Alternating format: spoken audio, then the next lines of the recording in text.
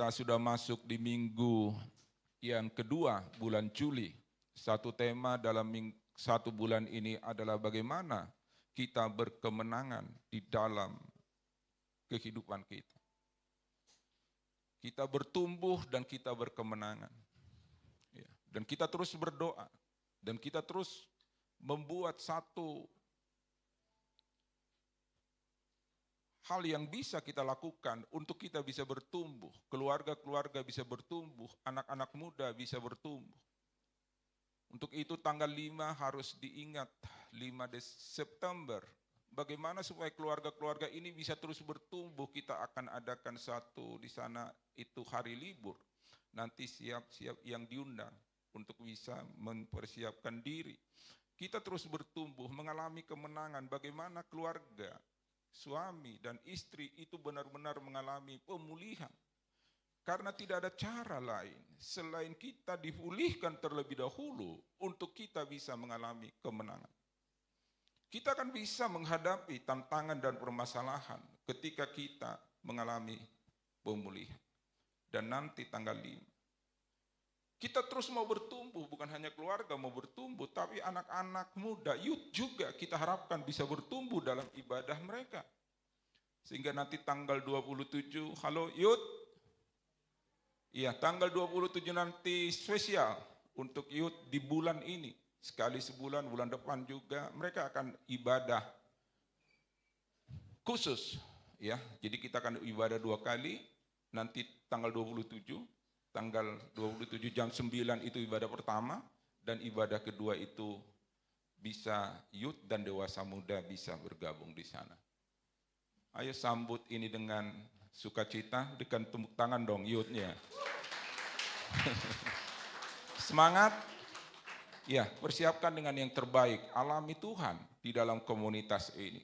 Alami pemulihan bagi youth, alami kebangkitan bagi youth. Karena apa? Ketika kita sudah mengalami perjumpaan dengan Tuhan, disitulah kita benar-benar mengalami satu anugerah yang besar. Kita akan diberikan kemampuan untuk memberi, dan juga kita diberi kemampuan untuk menerima yang terbaik daripada Tuhan.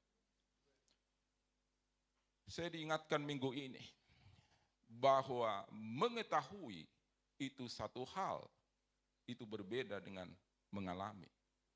Orang sekarang ini lebih condong untuk mengetahui. Mengetahui Tuhan, mengetahui ini. Tapi kalau ditanya, apakah kamu mengalami Tuhan? Nanti dulu. Orang lebih suka hanya sebatas untuk mengetahui. Saya mau katakan pengetahuan itu baik-baik saja. Tetapi itu tidak akan menjadi jaminan untuk kita bisa mengalami kemenangan di akhir zaman ini. Tapi kalau kita udah mengalami, ketika kita sudah mengalami, itu akan di atas daripada pengetahuan kita. Ketika kita sudah mengalami Tuhan, itu di atas daripada pengetahuan kita. Anak-anak, bayi-bayi rohani yang mengalami Tuhan, sepertinya dia akan lebih bisa menceritakan Tuhan daripada orang yang sudah belajar mungkin 10 tahun Alkitab, tapi dia tidak mengalami. Saya kasih contoh. Menceritakan tentang api kepada seseorang. Api itu panas. Semakin kita dekat, semakin panas. Hati-hati, jangan dipegang. Karena apa? Panas. Itu hanya pengetahuan. Tapi kalau dia udah pegang apinya, benar-benar dia akan jadi dosen tentang api, panasnya api. Jadi demikian juga dengan Tuhan. Tuhan ketika dia mendatangi kehidupan kita dan dia wahyukan dirinya kepada kita, kita akan dituntun olehnya untuk kita bisa kembali kepada firman, dan seolah-olah kita sepertinya sudah belajar 20 atau katakanlah 10 tahun yang lalu tentang ini. Karena apa? Pengalaman itu tidak bisa dilupakan. Dan anehnya, luar biasanya bahwa kita punya pengalaman yang berbeda-beda tentang perjumpaan dengan Tuhan. Amin. Jangan kita paksakan pengalaman kita kepada orang lain. Tetapi yang kita harus tekankan, alamilah Tuhan. Amin. Jangan kita paksakan seperti apa yang saya alami ini begini-begini, jangan. Tapi alamilah Tuhan. Kamu punya kesempatan yang besar untuk mengalami Tuhan. Jangan tunggu meninggal. Sorry. Nanti kita berjumpa dengan Tuhan setelah meninggal aja, gitu kan? Jangan, sekarang. Hari ini kita akan belajar terus. Bagaimana kita untuk kita hidup dalam kemenangan. Kemenangan di sini kita mau belajar bagaimana kita menang terhadap kesombongan. Bagaimana kita menghadapi kesombongan. Orang tidak perlu diajar tentang sombong, dia sudah menjadi tidak perlu training. Ada pernah kita nggak luput daripada benih kesombongan ini. Dan kita tidak pernah training bagaimana untuk apa? Tapi banyak orang berkata bahwa kita ahlinya sombong. Jangan terlalu serius Pak Maranatha. Tidak ada orang yang di-training tentang kesombongan. Dan semua mulai dari anak kecil siapapun bisa mempraktekkan itu. Dan bisa dihinggapi oleh ini. Karena dia menyasar kehidupan kita mulai dari ya siapapun. Tetapi yang Tuhan ingatkan di pagi hari ini. Bagaimana kita bisa menang apa? Menang menghadapi kesombongan ini.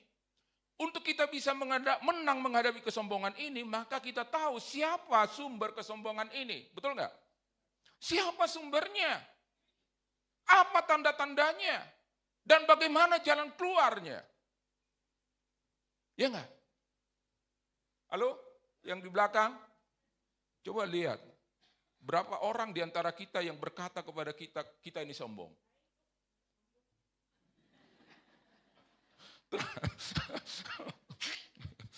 Ya, ini harus ditenang-tenangin ini mulut. Ya, bagaimana menghadapi kesombongan ini?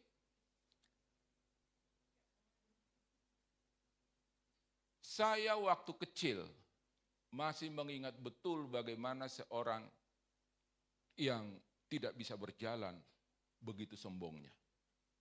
Waktu kecil dan waduh, dia sudah didorong-dorong, apa?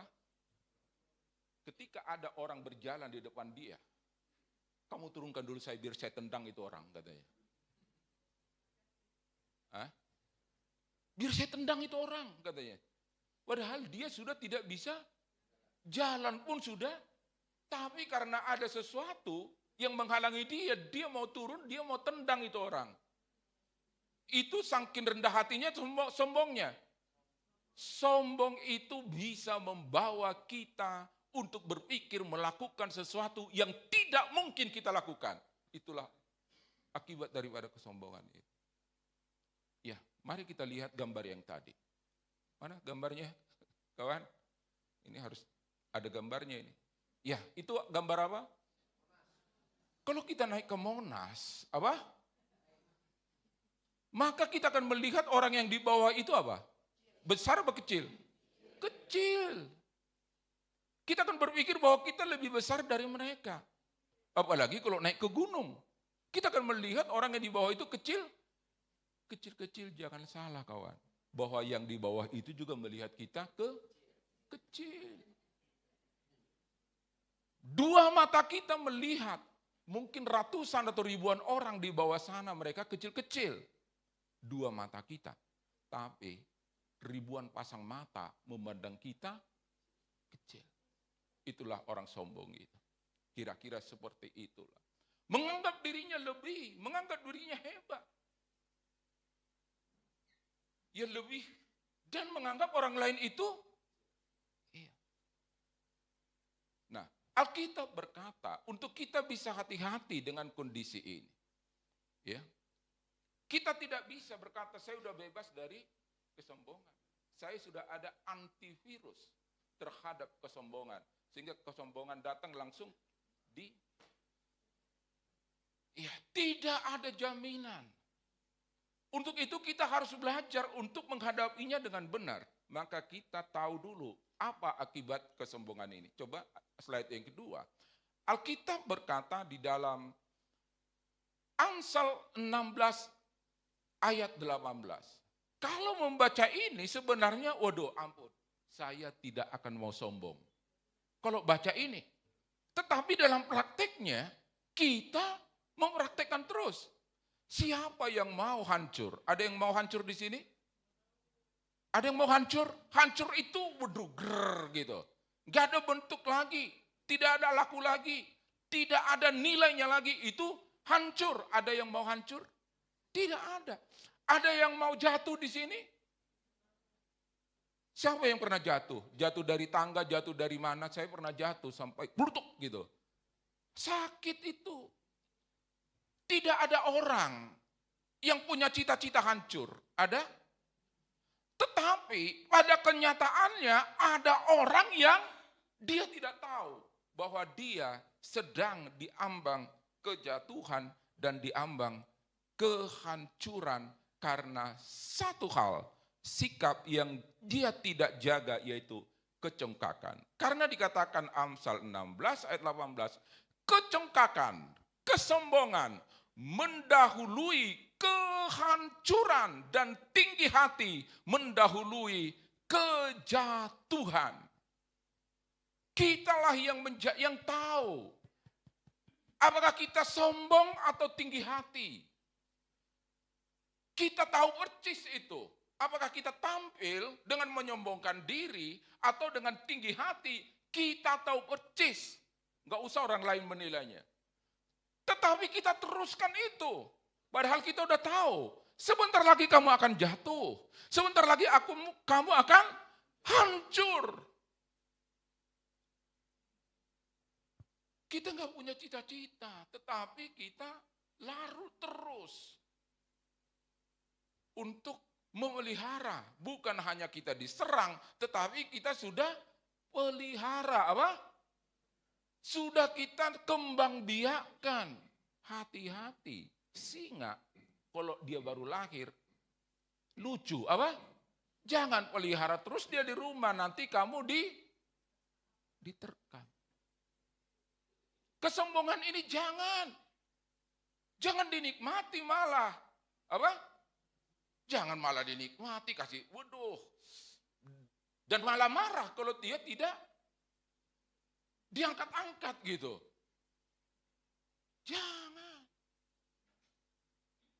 Jangan daging ini dikendalikan oleh kesombongan ini. Harganya hancur. Ya, hari-hari ini berkembang Apolos baru di YouTube. Apa? Apolos baru itu apologetika yang baru. Yang saya bilang sama teman-teman saya, kita berdoa agar mereka tetap dijaga oleh Tuhan. Jangan karena dia punya viewer dan segala macam, pengikutnya sudah ratusan ribu, hati-hati. Kita berdoa agar mereka tidak terpleset. Amin. Ya, memang Tuhan pakai sekarang apologet ini luar biasa hari-hari ini. Ya, orang nggak pernah berpikir itu.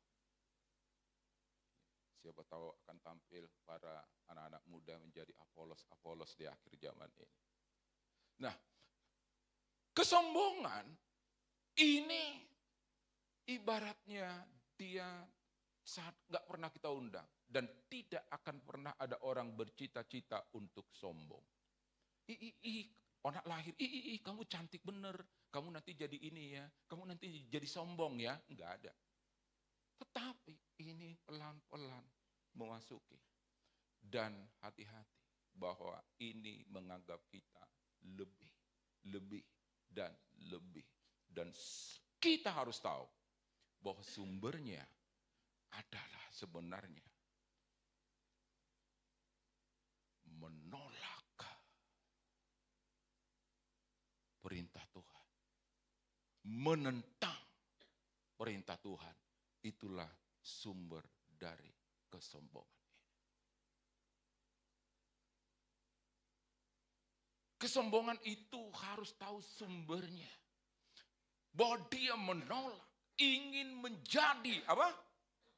Ingin menjadi, ingin membanggakan dirinya, ingin mengangkat dirinya untuk menyamai Tuhan. Yesaya 14 ayat 14 dikatakan bahwa Lucifer itu dia mau mengangkat dirinya apa? Untuk menyamai Tuhan. Dan inilah yang dia kerjakan di Taman Eden kepada dua pribadi, yaitu Adam dan Hawa. Untuk mau menyamai Tuhan dan menentang Tuhan. Menentang perintahnya Tuhan, itu adalah sumbernya kesombongan. Di sanalah awalnya. Bagaimana manusia itu tidak mau lagi untuk menerima dirinya sendiri. Padahal dia sudah dikatakan, kamu segambar serupa dengan aku. Tetapi dia tidak puas. Dia mau jadi dirinya sendiri dengan cara dirinya sendiri. Akhirnya dia menentang firman Tuhan. Nah, di sanalah awalnya. Sehingga dua pribadi ini, yaitu Allah, Yehova, dan Lucifer, iblis, dia bekerja di tengah-tengah dunia hari ini. Satu, bagaimana engkau harus tunduk kepada firman Tuhan. Satu lagi, bagaimana engkau hidup menentang firman Tuhan. Dan orang yang menentang firman Tuhan ini, itu adalah orang-orang yang sombong itu.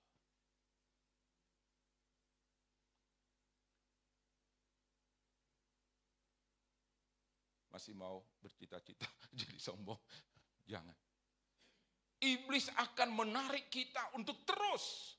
Supaya pada satu saat kita menentang firman Tuhan. Kita menentang kedaulatan Tuhan. Disitulah awal kesombongan kita itu. Dalam semuanya kita harus katakan bahwa segala kemuliaan hanya layak bagi Raja di atas segala raja, yaitu Tuhan Yesus Kristus. Jangan kita tarik kepada diri kita. Ada satu, dan kesombongan ini, ketika benih ini ditanamkan kepada Adam dan Hawa, ini terus bertumbuh, dan benih ini terus sampai nanti di akhir zaman. Mereka terus menyombongkan diri. Air bah sudah ada, mereka membangun menara Babel untuk menyombongkan diri mereka. Akhirnya Tuhan mengacau laukan bahasa mereka. Dan dikatakan bahwa ini akan bertumbuh terus sampai hari-hari ini. Bahwa di akhir zaman nanti manusia akan semakin menyombongkan dirinya. Apa? Semakin sombong. Udah hebat dia. Apa? Udah bisa sombong. Apa? Kamu itu belum bisa sombong. Pernah kita ngomong gitu. Kamu ya, gue ingatin lu belum bisa sombong. Apa? Oh, kalau dia udah bisa sombong dia. Itu bahasa-bahasa keren hari-hari ini. Lu udah bisa sombong dong, apa? Karena ada sepertinya, kamu udah bisa sombong dong, udah ini, udah waktunya. Kalau lu belum. Apa? Belum. Iya, mana slide kita yang ketiga? Ya, ini berkembang terus ya. Jadi kesombongan ini akan berkembang terus. Mulai dari awalnya di sana. Dan terus berkembang sampai akhir zaman ini. Bahwa kita akan semakin susah. Karena di sekeliling kita akan banyak sekali orang-orang yang menyombongkan diri. Dan kita harus benar-benar sadari ini. Agar kita tidak ikut menjadi komunitas mereka. Jangan jadi daftar. Selamat datang di barisan orang-orang sombong. Karena pada akhirnya, apa? Wahyu 18 ayat 7. Diawali di Taman Eden, nanti akan diakhiri di sana. Bahwa hai engkau kota besar, kota Babel. Engkau begitu sombong. Engkau akan dihancurkan oleh Tuhan. Maka nanti kalau kita hidup Ketika ini digenapi, Wahyu 18 ayat 7 ini, ketika kita masih hidup, kita akan melihat bagaimana kehancuran orang-orang sombong itu akan kita bisa melihat. Dan kita hanya bisa tertunduk dan berkata kepada Tuhan, Tuhan, terima kasih. Terima kasih Tuhan. Engkau membuktikan bahwa sebenarnya tidak ada satupun yang berkuasa di muka bumi ini. Tidak ada satupun yang bisa berkata, aku berdaulat atas ini dan atas ini. Hanya satu yang berdaulat dan yang berkuasa, yaitu nama Yesus Kristus Tuhan. Itulah yang akan menyatakan kepada dunia ini bahwa saya adalah raja, satu-satunya raja dan penguasa tunggal atas seluruh ciptaan jagat raya ini. Iblis boleh semakin mengeluarkan semua senjatanya dan menghasut orang-orang untuk berpindah kepada timnya dia. Tetapi satu hal, bahwa kita harus bertumbuh dan mengalami kemenangan di dalam menghadapi kesombongan ini. Jangan terlalu sering mengangkat-angkat diri. Kalau mengangkat diri gimana sih? Jangan terlalu sering memamer-mamerkan diri dan berkata bahwa kita ini lebih dan menganggap orang lain itu lebih rendah. Jangan. Hati-hati, ada dua yang sudah menanti, kehancuran dan kejatuhan. Itu udah menanti. Ketika kita mulai tidak menyadari lagi bahwa kita ini dikendalikan oleh Tuhan. Dan sepertinya kita mengendalikan Tuhan. Hati-hati. Itulah awal daripada kesombongan kita. Ketika kita sudah ambil alih pengendali. Kita yang kendali. Saya yang ngatur. Jangan yang lain. Saya yang ngatur. Hati-hati. Ada dua K sudah menanti. Kehancuran dan kejatuhan.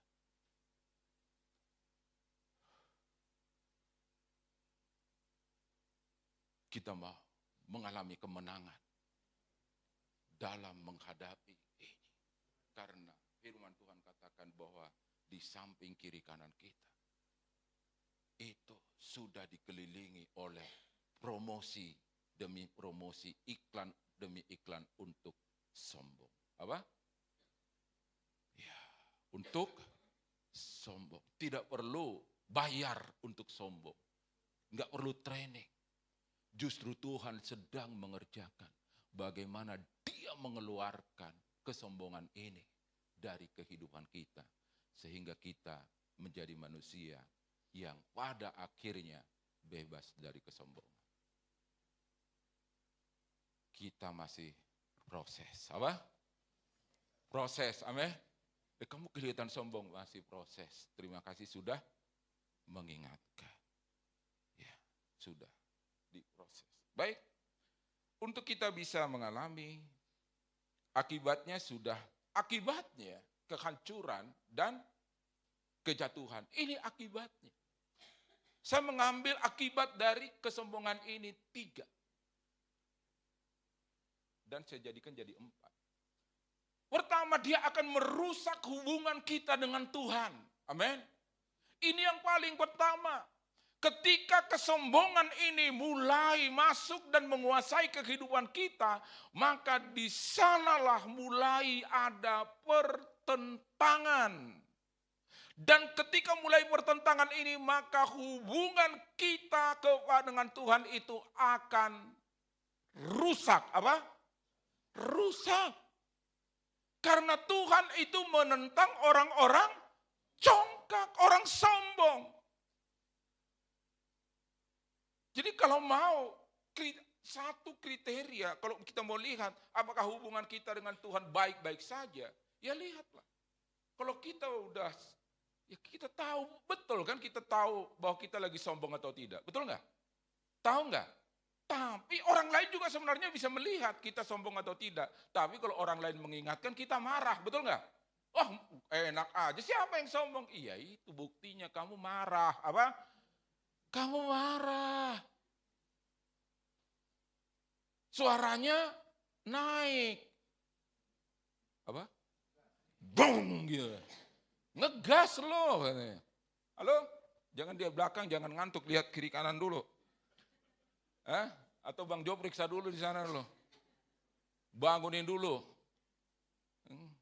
Ya, supaya kita pulang dari sini menang mengelola kesombongan ini. Ya.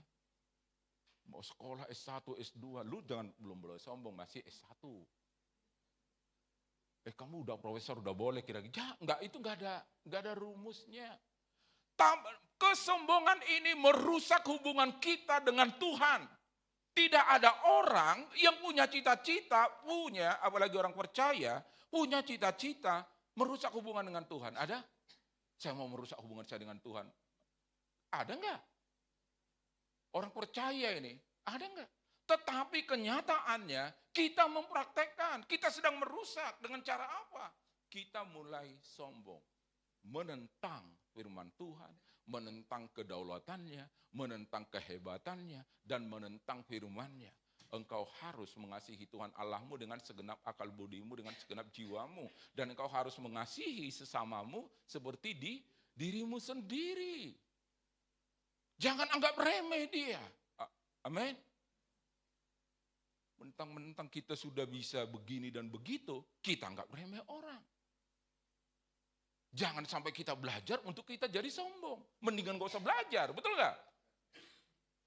Merasa lebih tahu, merasa lebih ini, mendingan gak usah lebih. Makanya orang bilang, dulu apa? Dulu dia rendah hati, tetapi setelah dia begini, dia kesana dan kesini jadi, bukan saya yang ngomong. Kamu iya. Mendingan seperti yang dulu aja, kira-kira begitu kan. Padahal itu salah juga.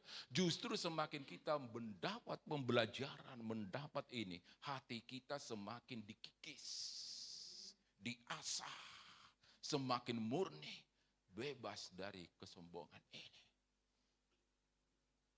Jadi hati-hati, ini akan merusak hubungan kita dengan Tuhan. Dan itu akan membuat hubungan kita dengan sesama di komunitas juga akan rusak.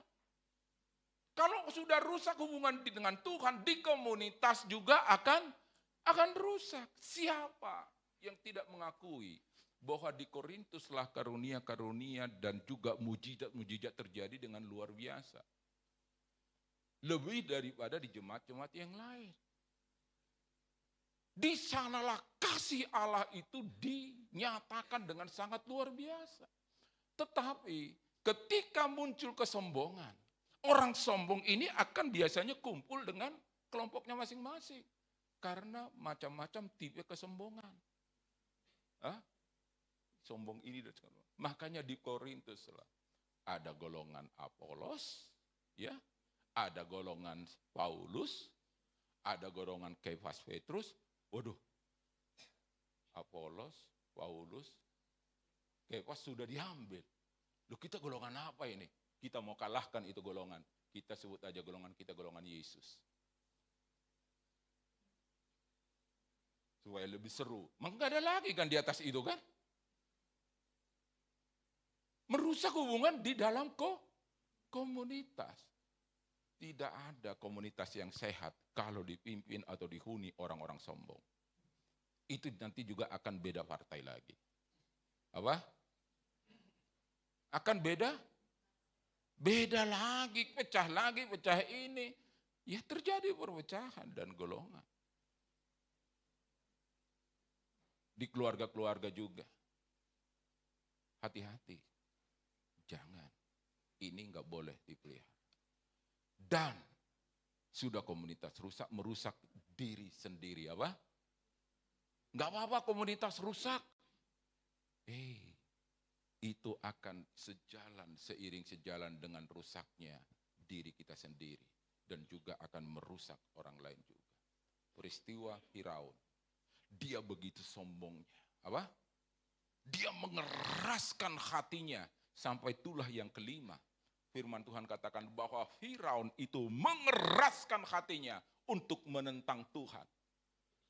Mengeraskan hati itu masih mungkin bisa berubah. Tetapi hati-hati. Kalau Tuhan yang sudah mengeraskan hati kita, akibat dari sikap kita yang terus menentang Tuhan, hati-hati.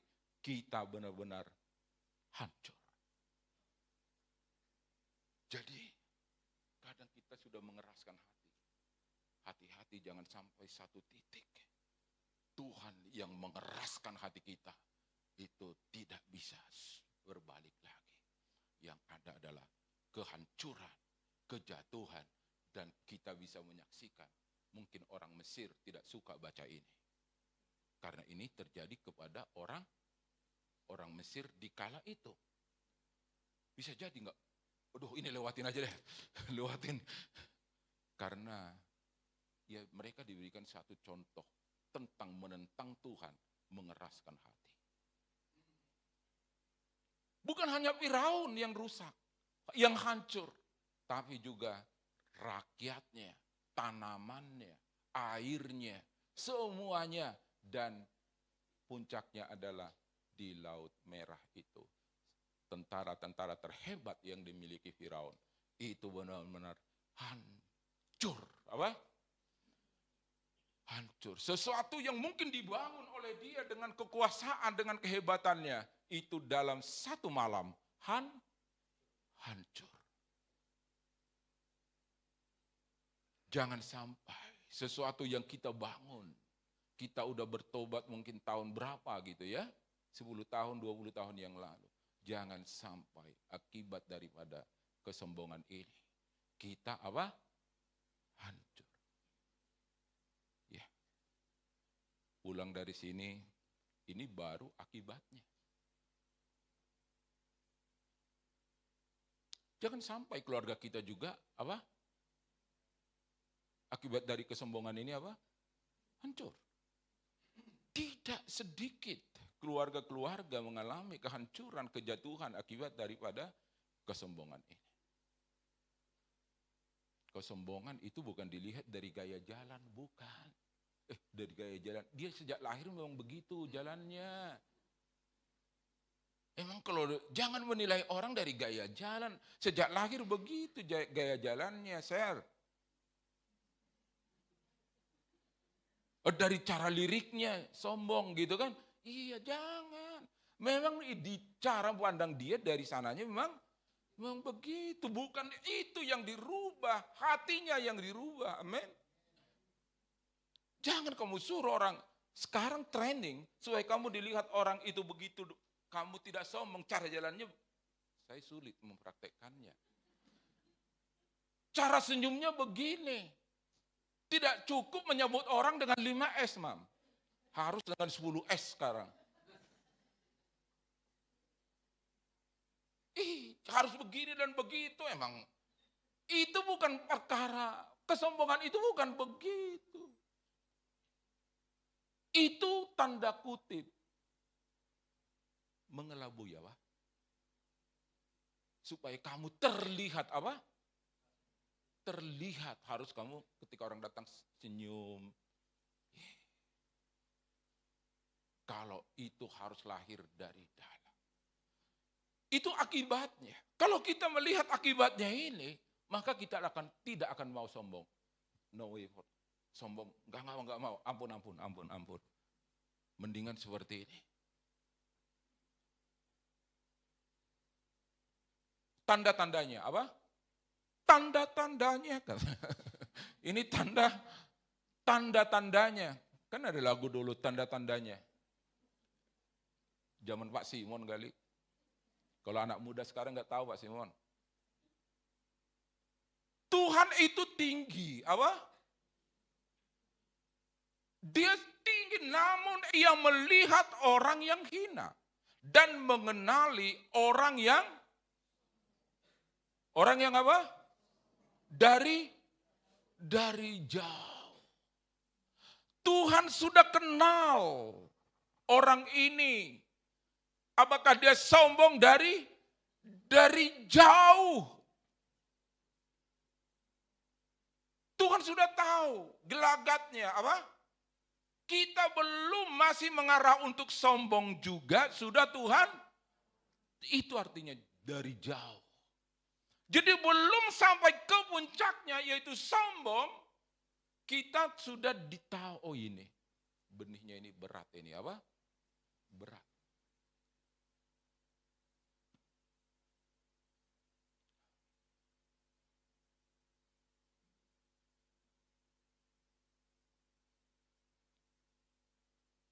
Berhentilah untuk sombong ini. Tuhan tahu lah, apa? Jangan lagi terusin. Jangan terusin lagi. Benihnya aja udah tahu Tuhan. Dari jauh Tuhan mengenal ini. Dia teropong kita. Dia lihat. Percaya nggak bahwa Tuhan benar-benar memperhatikan kita dari pagi sampai terus gitu. Mata Tuhan tertuju kepada kita. Percaya nggak? Amin. Mata Tuhan tertuju kepada kita. Dan dia benar-benar tahu bahwa kita kapan ini akan jadi sombong. Makanya dari jauh, sejak semula, maka dia Tuhan perintahkan dalam pikiran kita. Sebelum itu dalam perkataan kita. Sebelum itu dalam tindakan kita. Tuhan sudah tahu. Dalam pikiran kita aja udah tahu dia. Akibatnya adalah ini. Ini tanda-tandanya apa? Dalam pikiran siapa yang terbesar di antara kita? Ini cerita para murid. Dan kesombongan itu diwujudkan dalam satu komunitas. Apa? Yang berpikir siapa yang paling besar di antara kita. Maka timbullah pertengkaran di antara murid-murid Yesus tentang siapa yang terbesar. Dia mau mengangkat dirinya. Dia mau mempromosikan dirinya. Dalam pikirannya saya, apa? Saya. Tetapi Yesus mengetahui pikiran mereka. Siapa yang terkecil di antara kamu, dia akan menjadi terbesar. Siapa yang mau menjadi pemimpin, dia harus menjadi pelayanmu. Dalam pikiran aja Tuhan udah tahu. Dalam tindakan. Oh ini mah jelas benar. Yohanes berkata, Guru, kami lihat seorang apa?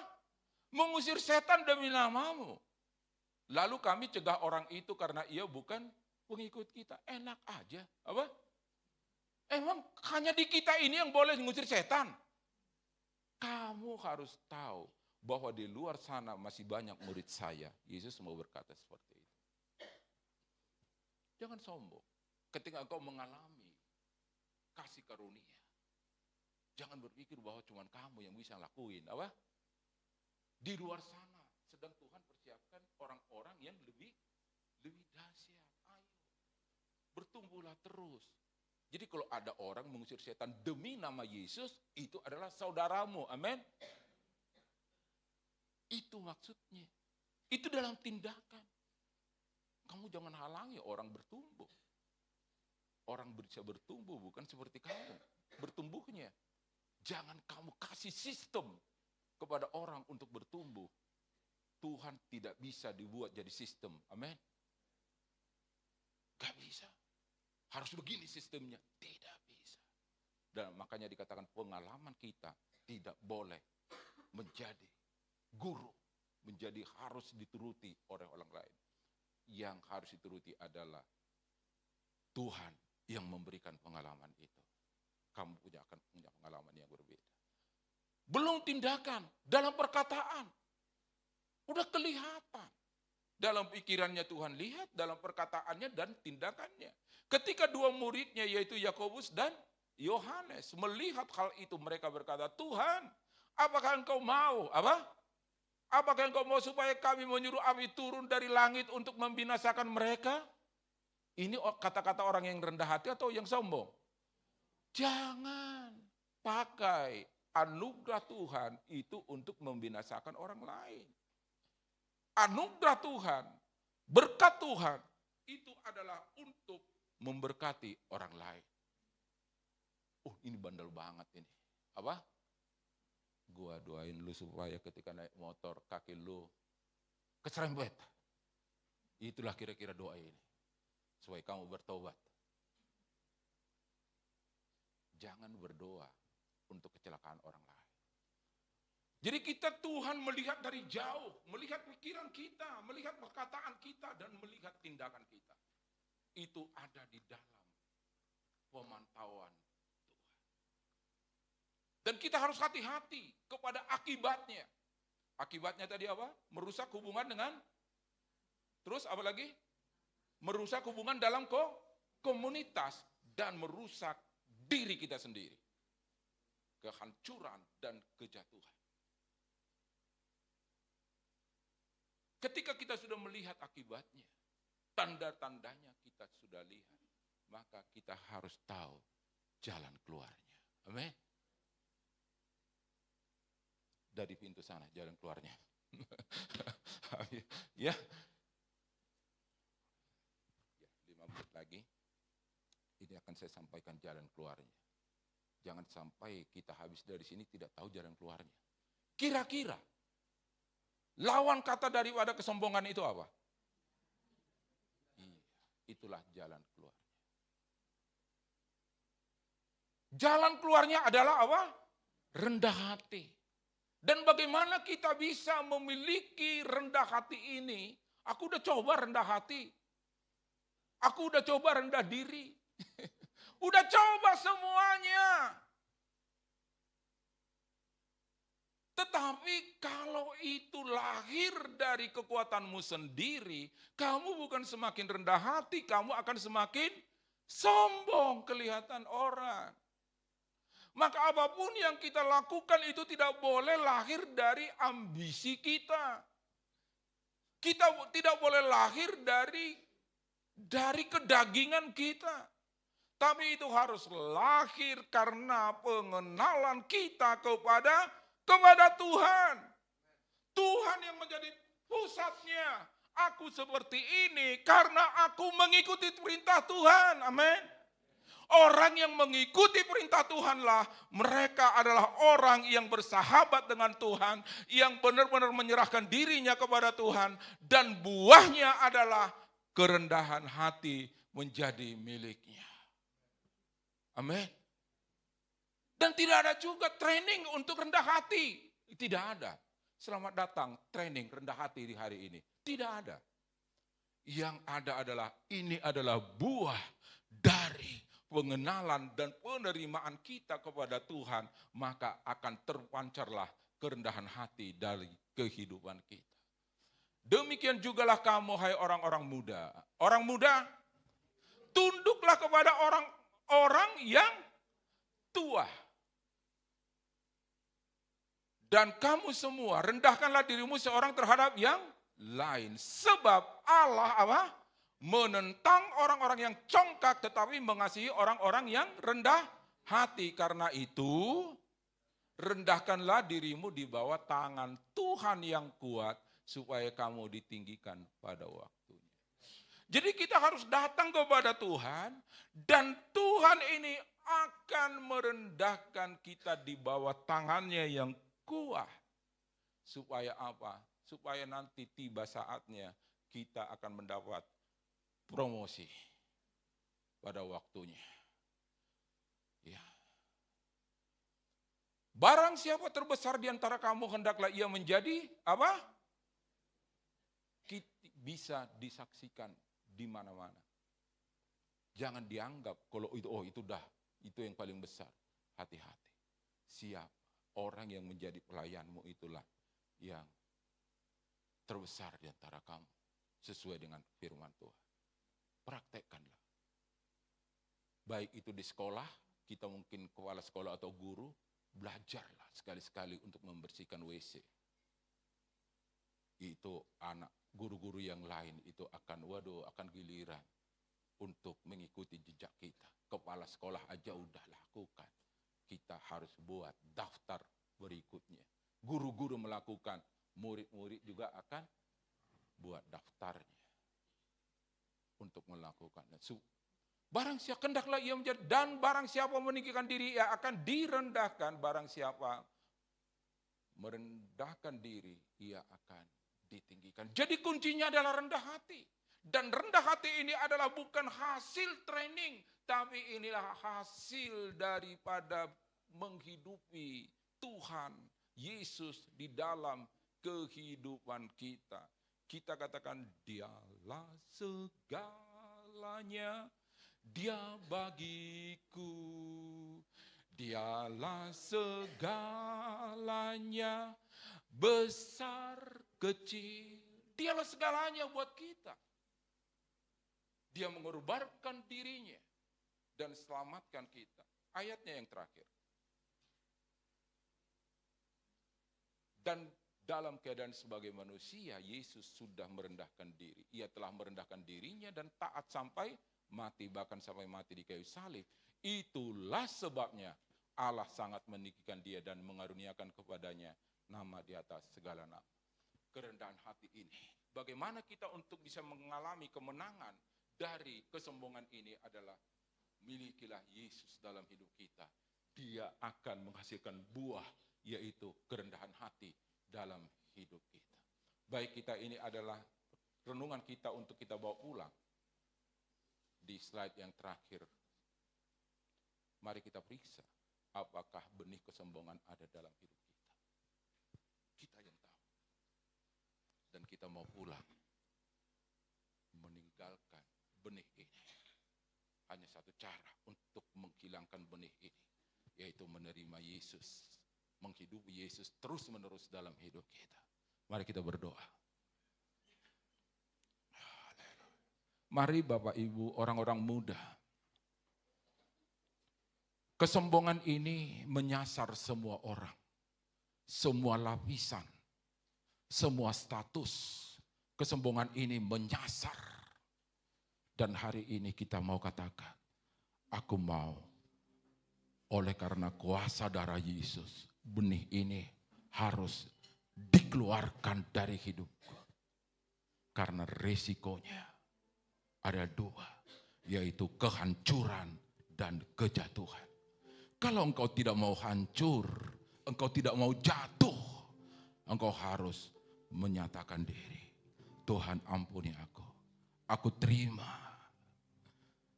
hidup yang sesuai dengan firman Tuhan.